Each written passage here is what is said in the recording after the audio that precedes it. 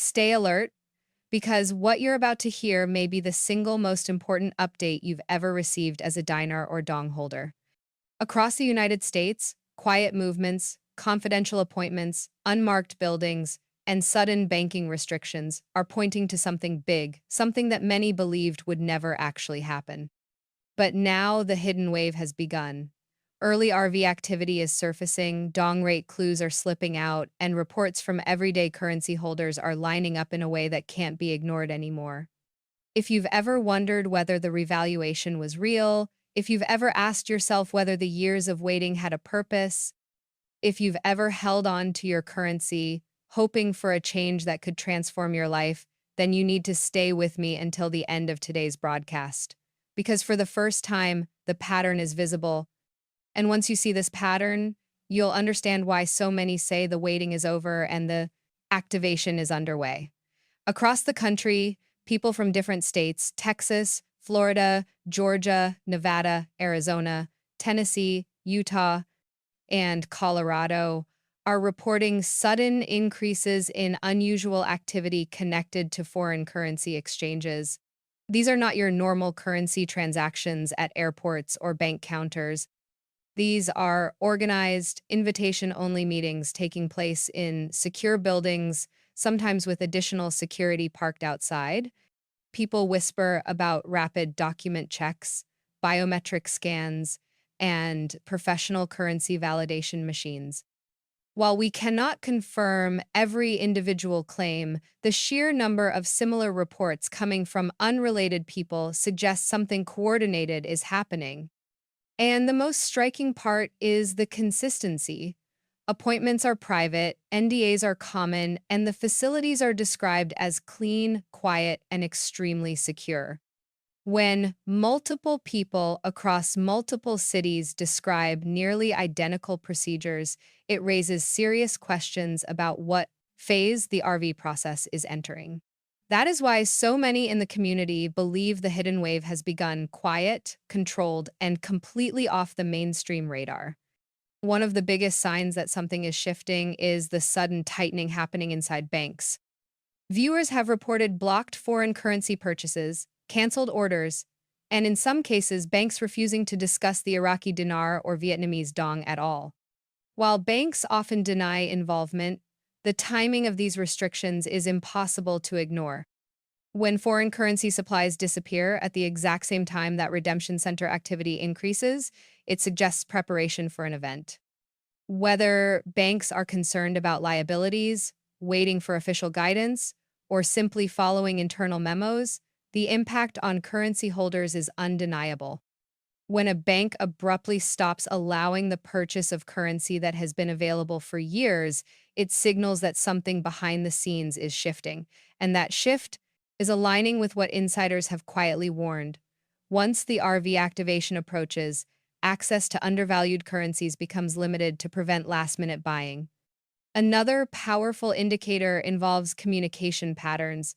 Viewers are reporting strange calls, blocked numbers, and short messages telling them to stay ready, watch your email, or expect an appointment window soon. Some people claim they received calls telling them to be near their phones within the next 72 hours. Others say former bankers, financial advisors, or old currency market contacts are quietly signaling that something major is about to unfold. The unusual part is that these messages are never loud, never public, and never detailed. They're vague but purposeful. And when these messages appear all at once in different states, it fits the pattern of a controlled rollout. Those who have followed Intel for years will recognize this behavior.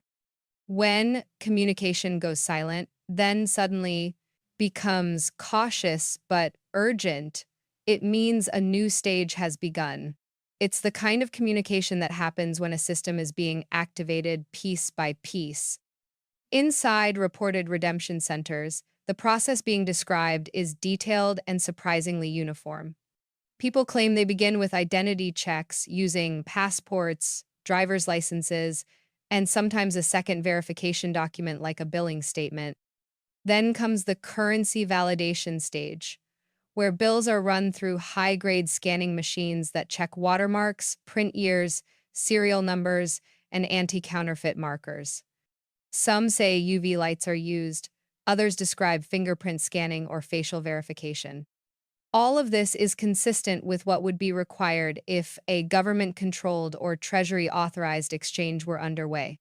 Currency verification is the most sensitive part of the process, and if these centers are real, it makes sense that they would rely on professional systems instead of simple bank counters. This validation stage reportedly takes only a few minutes, which suggests that these centers may have been trained and prepared long before the first participants walked in. The most attention-grabbing element of these early reports involves the rate sheets that some participants claim to have seen. While no one under NDA can legally disclose the exact numbers, people outside the centers who have spoken to friends or family members describe consistent patterns. They say multiple rates exist depending on the currency, the amount held, and whether the participant has a humanitarian or community project proposal. The street rate is typically the lowest, the contract rate is higher, and the special humanitarian rate is significantly higher. Dong holders, in particular, are reporting unexpectedly strong numbers, which aligns with speculation that Vietnam has been strengthening its economy and preparing for international currency adjustments. Whether these numbers are accurate or exaggerated cannot be confirmed, but the similarity of the descriptions suggests that something real is happening behind closed doors, and those who have already exchanged are bound by strict silence. One topic causing confusion is the mandatory non-disclosure agreements, or NDAs. Many early exchangers say that after entering the center, before hearing any rates or signing any documents, they are required to sign an NDA. This legal agreement prevents them from discussing details about the location, the rate they received, the procedure, and the timing of the release.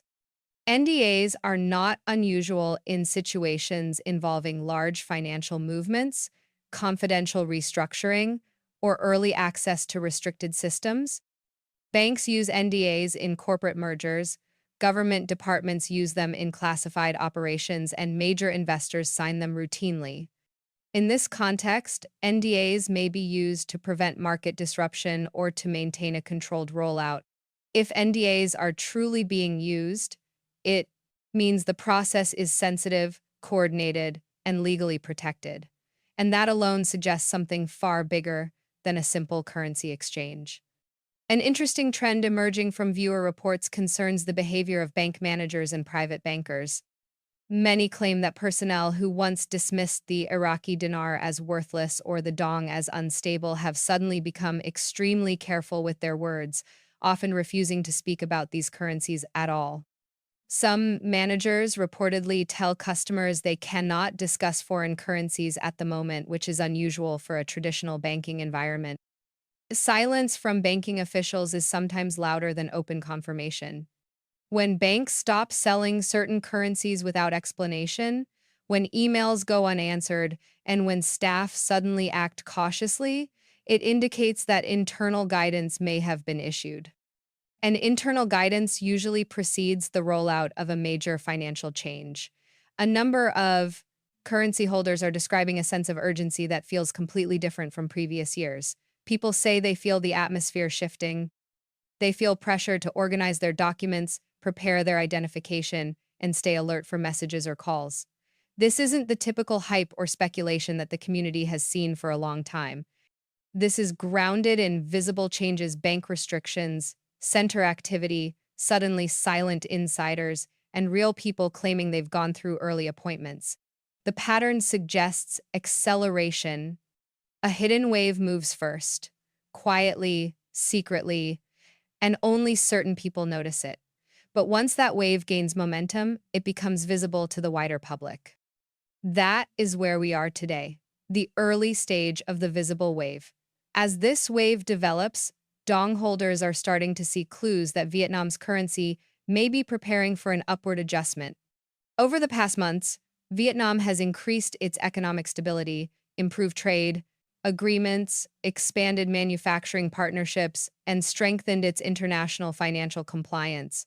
All of these actions typically precede a currency revaluation or adjustment. Some viewers report that banks previously willing to sell the Vietnamese dong at any time are now restricting sales or requiring additional waiting periods. Whether these changes are connected to an RV or simply part of a larger economic preparation cannot be conclusively stated, but the pattern is too consistent to overlook. It suggests that Vietnam may be aligning with global financial reforms in a quiet but deliberate way. At the same time, the Iraqi dinar remains the centerpiece of the entire RV conversation. Iraq has been strengthening its financial system, increasing oil production, adjusting budget structures, and cooperating with international regulations. Many believe Iraq has already calculated its revaluation plan and is simply waiting for a synchronized global release. With the increase in gold reserves across multiple nations, deeper compliance with Basel-based regulations, and restructuring in Middle Eastern financial markets, Iraq is positioned to re-enter the global economy significantly stronger than before. And whenever Iraq stabilizes economically, the dinar's value historically follows that pattern. That is why so many consider the dinar to be the anchor of the hidden wave. One of the most repeated warnings from insiders is to avoid discussing your plans publicly, especially on social media. If early exchangers are truly under NDAs, then any public discussion could lead to disqualification or legal issues.